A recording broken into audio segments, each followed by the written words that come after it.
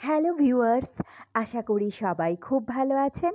আবারও একটা নতুন ব্লগে আপনাদেরকে ওয়েলকাম জানাচ্ছি। আপনারা দেখছেন ডেইলি লাইফ ইন্সপিরেশন। তো সঙ্গে থাকুন, দেখতে থাকুন ব্লগটা।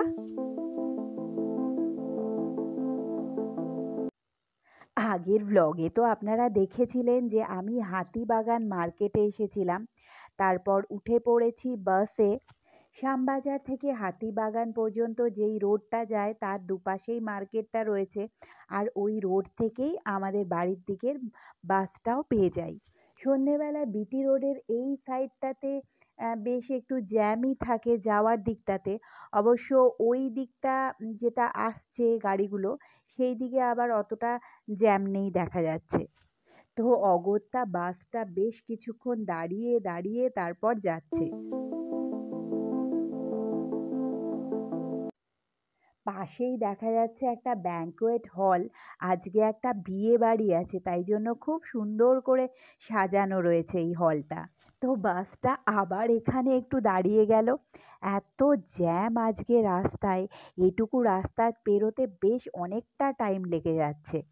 তো যাক, এবার পৌঁছে গেলাম বাড়িতে। বাড়িতে এসেই একটু মুড়ি, সঙ্গে চানাচুর, পেঁয়াজ, লঙ্কা আর একটা সিঙাড়া নিয়ে নিচ্ছি।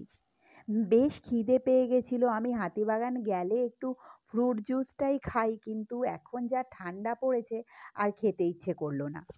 পরের দিন সকালের দিকে এটা বেলঘরিয়া স্টেশনে এসেছিলাম, আর একটু আগেই একটা থ্রু ট্রেন চলে গেল।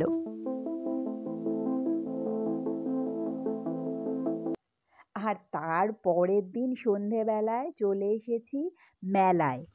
আর চতুর্দিকটা কিরকম কুয়াশা দেখুন।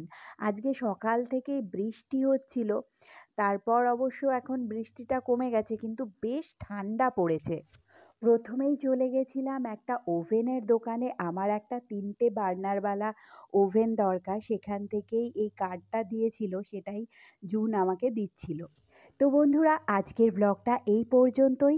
ফিরছি খুব তাড়াতাড়ি নতুন আরও একটা ব্লগের সাথে।